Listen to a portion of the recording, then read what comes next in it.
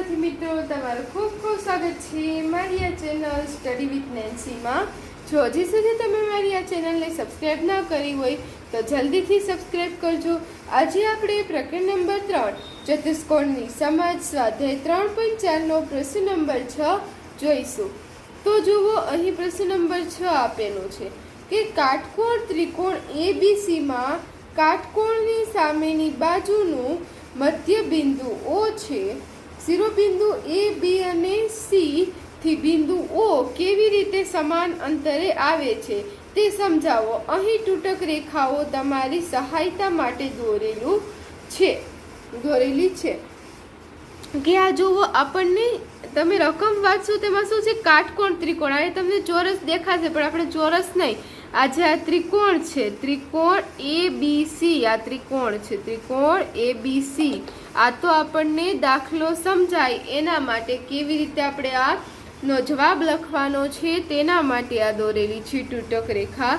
આપણે એમ પૂછેલું છે કે આ કાટકોણ ABC એ કાટકોણની સામેની બાજુનો મધ્ય બિંદુ, આ જે મધ્ય બિંદુ O છે, આ ત્રિકોણ આવી રીતે છે, આવી રીતે ત્રિકોણ છે એક A, B અને C, એમાં જે મધ્ય બિંદુ O છે તે મધ્ય બિંદુ O શિરોબિંદુ A, B અને C થી બિંદુ O કેવી રીતે સમાન અંતરે આવે છે તે સમજાવો। કે આપણે સમજાવવાનું છે કે આ O બિંદુ છે એ AB પછી BC અને આ E, B અને C ત્રણેયથી કેવા છે સમાન અંતરે છે, કે આઈથીન પણ સમાન અંતરે છે, આઈથીન પણ સમાન અંતરે છે અને આઈથીન પણ સમાન અંતરે છે, એવી રીતે આપણે સમજાવવાનું છે। તો એની સહાયતા માટે આપણને તૂટક રેખા દોરેલી છે અને હવે આપણે લખીએ કે અહીંયા તમે જોશો કે આ જે તૂટક રેખા દોરેલી છે એમાં જે AB છે અને આ CD છે એ કેવા છે સમાંતર છે, એટલે આપણે લખીએ AB સમાંતર BC, સોરી AB સમાંતર શું થશે AB સમાંતર DC। આ જે AB છે કોને સમાંતર થશે DC ને સમાંતર થશે। હવે તમે જોશો AB સમાંતર DC અને એવી જ રીતે જે AD છે અને BC છે એ પણ સમાંતર થશે અને AD સમાંતર BC થાય કે આ AB અને DC અને AD અને BC કેવા થશે સમાંતર થશે। હવે તે સમાંતર થાય તો આપણે એને શું કહીએ સમાંતર બાજુ ચતુષ્કોણ કહીએ, જેના સામેની બાજુઓ સમાંતર હોય એટલે AB DC સમાંતર છે, AD BC સમાંતર છે, તે કેવો ચતુષ્કોણ થઈ ગયો સમાંતર બાજુ ચતુષ્કોણ થઈ ગયો। એટલે આપણે લખી દઈએ ABCD એ સમાંતર બાજુ ચતુષ્કોણ છે, સમાંતર બાજુ ચતુષ્કોણ છે। તો હવે તમે જોશો ABCD સમાંતર બાજુ ચતુષ્કોણ થઈ ગયો, તો જે એનું વિકર્ણ છે વિકર્ણ કહેવાય, આ ABCD સમાંતર બાજુ ચતુષ્કોણ છે તો AC એનો વિકર્ણ થાય, તો આ વિકર્ણનું મધ્ય બિંદુ શું થઈ ગયું O થઈ ગયું। એટલે આપણે લખશું કે વિકર્ણ AC નું મધ્ય બિંદુ શું છે O છે અથવા તો મધ્ય બિંદુ O થાય કે આ જે AC વિકર્ણ છે એનું મધ્ય બિંદુ શું થશે આ બિંદુ O થશે, કે આનું વચ્ચે આવેલું બિંદુ શું થશે O થશે।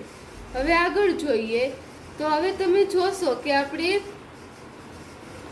આ જે ચતુષ્કોણ હતો એ શું બનશે લંબચોરસ બનશે।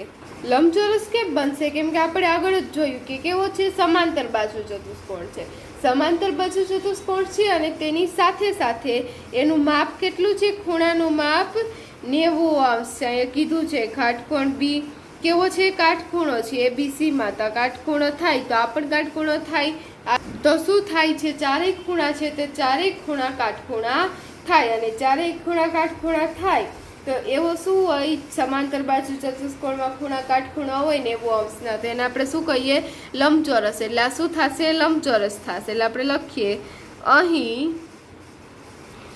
ABCD લંબચોરસ બને છે। અહીં જે ABCD છે ચતુષ્કોણ ABCD છે એ શું બનશે લંબચોરસ બને છે અને તેનો વિકર્ણ છે, આપણે ઉપર જોયું વિકર્ણ કયો હતો, તેનો વિકર્ણ એસી, તેનો વિકર્ણ એસી છે, જેમાં ઓ મધ્ય બિંદુ છેદે છે, ઓ મધ્ય બિંદુ છેદે છે.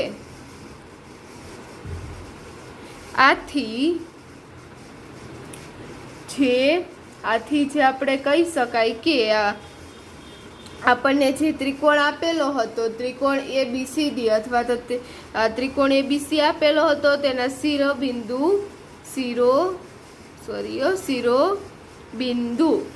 શિરોબિંદુ કયા થશે?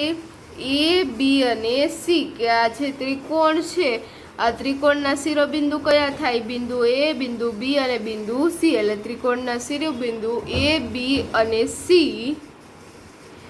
એ બિંદુ O થી કેવા થશે? બિંદુ O થી સમાન અંતરે થશે, સમાન અંતરે થશે.